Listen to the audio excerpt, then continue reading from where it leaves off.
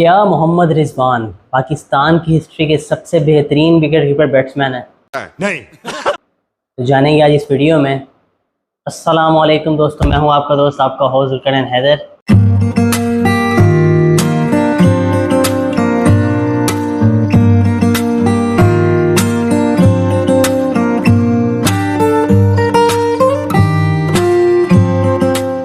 हाँ तो भाई, जब से स्क्वाड ऐलान हुआ है पाकिस्तान क्रिकेट टीम का, तो एक बहुत ही बड़ी बहस चल रही है कि मोहम्मद रिजवान के साथ साथ सरफराज अहमद को सिलेक्ट क्यों नहीं किया गया। ये एक बना हुआ है हॉट टॉपिक पिछले एक डेढ़ हफ्ते से, और बहुत ही पाकिस्तानी मीडिया और इंडियन मीडिया में, पाकिस्तानी मीडिया में तो खैर बहुत ही ज़्यादा चल रहा है कि सरफराज अहमद को सिलेक्ट क्यों नहीं किया गया। हारिस को रखा गया है, वो भी रिजर्व में, और सरफराज अहमद को क्यों नहीं रखा गया। भाई अगर आप कुछ हिस्ट्री वगैरह देखें तो ये पहली दफ़ा नहीं हो रहा। 2019 के वर्ल्ड कप में सरफराज साहब कप्तान थे खुद ही, तो मुझे बता दें कि उस वक्त आपका बैकअप विकेट कीपर कौन था? कौन था? कोई नहीं था। अच्छा। तो उस वक्त भी कोई नहीं था, सरफराज साहब कप्तान थे।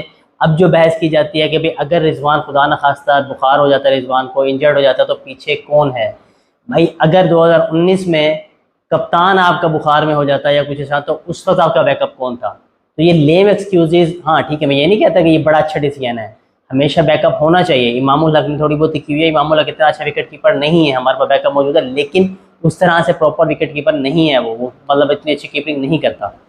बात यह है कि अब सवाल आता है कि सरफराज अहमद को सिलेक्ट क्यों नहीं किया गया, फिर हारिस को ही क्यों रिजर्व में रखा गया, हारिस को क्यों लेके जाया गया, सरफराज अहमद को क्यों नहीं, अगर लेके ही जाना था। भाई देखो, सरफराज अहमद और मोहम्मद रिजवान का हम करेंगे आज कंपैरिजन कि मोहम्मद रिजवान मेरे नज़र में इस वक्त क्या सबसे बेहतरीन विकेट कीपर बैट्समैन रहा है। पाकिस्तान की हिस्ट्री की बात कर रहा हूँ मैं। राशिद लतीफ़ हो, मोइन ख़ान हो, कामरान अकमल हो, आपका ये सरफराज अहमद हो, कोई भी आया है, तो मेरी नज़र में तो शायद अब तक का सबसे बेहतरीन एनर्जेटिक तरीन इंसान मोहम्मद रिजवान होगा। क्यों? उसके पीछे स्टैट्स हैं। मैं किसी फजूल बेस के ऊपर या मैं किसी ऐसी चीज़ के ऊपर नहीं बात करूँगा, मैं स्टैट्स के बुनियाद पे मैं आपको स्टैट्स शो भी करूँगा। ये मैं आपको स्टैट्स दिखा रहा हूँ सरफराज अहमद और मोहम्मद रिजवान के। बाकी तो पीछे आप छोड़ दें, बाकी सबको भी पता है, और आजकल की बहस सरफराज अहमद और मोहम्मद रिजवान की चल रही है, तो हम उस पर बात करेंगे। ये मैं आपको स्टैट्स साथ में शो करवा रहा हूँ। अब है तो ये तीनों के स्टैट्स मैं आपको दिखा रहा हूँ, मोहम्मद रिजवान के मतलब टेस्ट, वनडे और ओडीआई में भी, और सरफराज अहमद के भी। लेकिन हम बात करेंगे सिर्फ ओडीआई की, क्योंकि वर्ल्ड कप चल रहा है, तो हमने ओडीआई में सिलेक्शन करनी थी, और सवाल भी ओडीआई के ऊपर ही है, क्योंकि टेस्ट में तो तकरीबन सरफराज भी खेलते रहते हैं अभी भी। तो ओडीआई के वर्ल्ड कप की हम बात करें, ओडीआई के स्क्वाड की हम बात करें, और स्टैट्स की बात करें दोनों की, तो भाई सरफराज अहमद का जो टोटल कैरियर है वो है 117 मैचेस का। अब 117 मैचेस में उन्होंने 2315 रन किए हैं, जबकि मोहम्मद रिजवान का तकरीबन आधा कैरियर समझ लो, थोड़ा सा ज़्यादा कर लो, 65 मैचेस खेले हैं उन्होंने, और उसमें उन्होंने 1700 रन किए हैं तकरीबन। कितने? 1700 रन। और अगर इसमें देखा जाए तो उसमें जो स्ट्राइक रेट है, जो एवरेज है, पहले बात कर लेते हैं।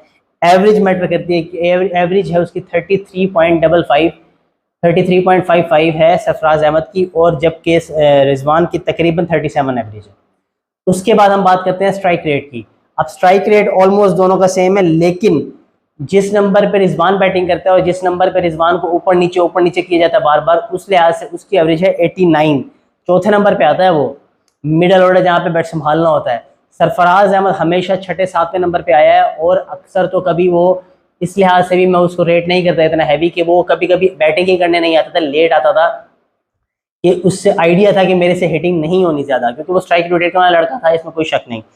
उसकी स्ट्राइक रेट जो है वो 87.86 है, मतलब थोड़ा सा कम है, लेकिन नंबर के हिसाब से देखा जाए तो रिजवान के स्ट्राइक रेट ज़्यादा बेहतर है, क्योंकि उसका नंबर जो है वो चौथा नंबर है, जबकि स्ट्राइक रेट जो मोहम्मद सरफराज का है, जिस नंबर पे वो खेलने आता था, तकरीबन उसका स्ट्राइक रेट 100+ होना चाहिए था।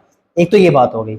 दूसरी बात हम कर लेते हैं कि सरफराज अहमद जो है तकरीबन जो उसके मतलब जो छक्कों की जो एवरेज है, मतलब छक्कों का आप समझ लें कि पूरे कैरियर में उसके टोटल जो छक्के हैं, जो 6 हैं, वो 12 हैं, जबकि सिर्फ मोहम्मद रिजवान के सिर्फ 65 मैचेस में, 59 इनिंग्स में सिर्फ और सिर्फ उसके छक्के हैं 16। तो मतलब उसके जो टोटल करियर के जो 12 छक्के हैं, अभी सिर्फ रिजवान ने आधी इनिंग्स के लिए तकरीबन, तो उसके 16 हो चुके हैं। मैं तो ये सारी चीज़ें मैटर कर रही हैं आजकल के हिसाब से, जो आजकल की क्रिकेट चल रही है। उसके बाद हम बात कर लेते हैं सरफराज अहमद ने टोटल कैरियर में अपने 11 50s की हैं 117 मैचेस में, जबकि मोहम्मद रिजवान ने 65 मैचों में 12 सेंचुरी मतलब 12 50 की हैं। मतलब एक 50 अभी भी ज़्यादा है और उसका कैरियर तकरीबन आधा है। आप समझ लें कि अभी उसका कैरियर आधा ही तकरीबन चल रहा है, अभी बहुत टाइम पड़ा उसके बाद खेलने को, बहुत टाइम पड़ा हुआ है। और सेंचुरीज जो है दोनों की 2-2 हैं, दोनों के मैचेस भी देख लेगा। इन सब चीज़ों में रिकॉर्ड में आप देखेंगे तकरीबन थोड़ा बहुत ऊपर नीचे है, लेकिन ये देखने वाला बात है कि वो नंबर किस नंबर पे बैटिंग कर रहे हैं, चौथे नंबर बैटिंग कर रहा है, वो 7वें नंबर बैटिंग कर रहा है। वो टोटल कैरियर खेल के आया हुआ है, वो टोटल अब मतलब आउट ऑफ एज हो चुका है तकरीबन ना, मतलब उसके टेस्ट मैचेस वाले दिन चल रहे हैं और तकरीबन उसकी रिटायरमेंट करीब है। जबकि रिजवान अभी एनर्जेटिक है, अभी उसके अंदर मजीद निखार आ रहा है दिन ब दिन। अभी उसने सेंचुरी मारी, हर दिन उसके निखार आ रहा है, टेस्ट में, ओडीआई में, T20 में, हर तरफ से उसको निखार आ रहा है। दूसरा, और इन सबसे जो बेहतरीन चीज़ है ना भाई, सबसे बेहतरीन चीज़ इस सब में, वो है उसकी विकेट कीपिंग स्किल्स।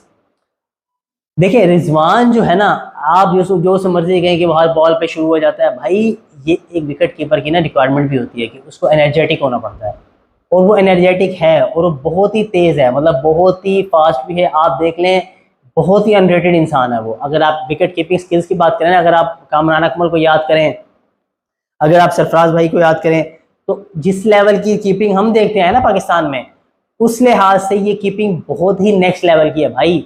आपके क्रैम्प्स पड़वा लेता है, क्यों पड़ते हैं उसके, आपने देखो क्रैम्प्स पड़ जाते हैं भाई, वो फुल टाइम डाइव मार रहा होता है, वो कई बाल छोड़ता नहीं है, कोई चीज़ छोड़ता नहीं है कि हाँ यार जा रही है तो ओके है, कोई इशू नहीं है। वो पकड़ता है, उसकी तकरीबन एवरेज जो है ना 95+% जो है, बल्कि 98% प्ले, क्योंकि मुझे याद है एक दो इक्का दुक्का कैच उसने छोड़े होंगे जो मुझे याद भी पड़ रहे हैं, लेकिन उसके अलावा उसके कोई कैच वाला चक्कर छोड़ने वाला नहीं होता। उसके बाद हम बात कर लेते हैं कि उसकी विकेट की स्किल्स की तो हम बात कर ली। अब मैं कल ये देख रहा था कि भाई जो ये सारी हम बातें कर रहे थे कि भाई रिजवान को सिलेक्ट कर लिया, सरफराज को नहीं किया, फिर उसके बाद जी हमें वार्म अप मैच हार गए, तो फिर दोबारा से सरफराज की बातें हो रही थी। भाई मेरी बात सुनो, हम जब 2019 का वार्म अप मैच खेल रहे थे ना, तो आप ये जो अभी न्यूजीलैंड से हारे हो ना, ये आप अफगानिस्तान से हारे थे 2019 के उसमें वार्म अप मैच में, और वो हमारी तकरीबन 11वीं लगातार ओडीआई की डिफीट थी। 11वीं लगातार। आपको 11 T20 सीरीज तो याद है जो हमने सरफराज साहब की कप्तानी में जीती हैं। आपको ये भी याद होना चाहिए कि हम वनडे में क्या हमारी औकात थी। तो ये आपकी वनडे टीम को वहां से लेके नंबर 1 पे लेके आया था भाई। तो ये सारी चीज़ें, अभी इसमें सबसे बड़ा किरदार बाबर आजम की बात कर रहे थे, बाबर आजम का किरदार भी है, साथ में जो पूरे के पूरे लड़कों का किरदार है ना, ये रिजवान का, इन सबका, ये रिजवान बहुत बकअप करने वाला लड़का है भाई।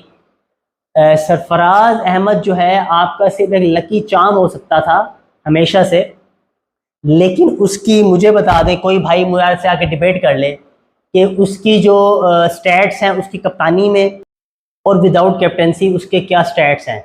कोई भी भाई मेरे से आके डिबेट करना चाहे, मैं हाजिर बैठा हूँ। किसी भी एनालिसिस पे आके डिबेट करना चाहे, किसी भी लेवल पे आके डिबेट करना चाहे, मैं हाजिर बैठा हूँ यहाँ पे भाई के लिए।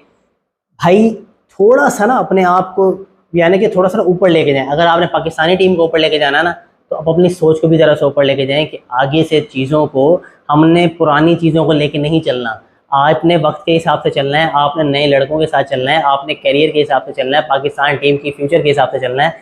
आप स्टैट्स वगैरह देख लें, मैं आपको स्टैट्स सिखा चुका हूँ। आप कैप्टेंसी देख लें, आप उसका बकअप देख, और आप उसका मेन चीज़ जो है, जो एनर्जेटिक लेवल है, जो जिस लेवल पे खेल रहा है उसको उस लेवल पे खिलाया जा रहा है, इस तरह से नहीं है। अब कोई भी इंसान अगर मेरे से बात करना चाह रहा है तो मैं हाजिर बैठा हूँ यहाँ पे। तो मेरी नज़र में मोहम्मद रिजवान जो है पाकिस्तान क्रिकेट टीम का world best wicket keeper batsman है। मैं हाजिर हूँ इस डिबेट पे बात करने के लिए। मैं इंतज़ार करूँगा भाई का। तब तक के लिए भाई को इजाज़त, नए एनालिसिस के साथ। अल्लाह हाफ़िज़।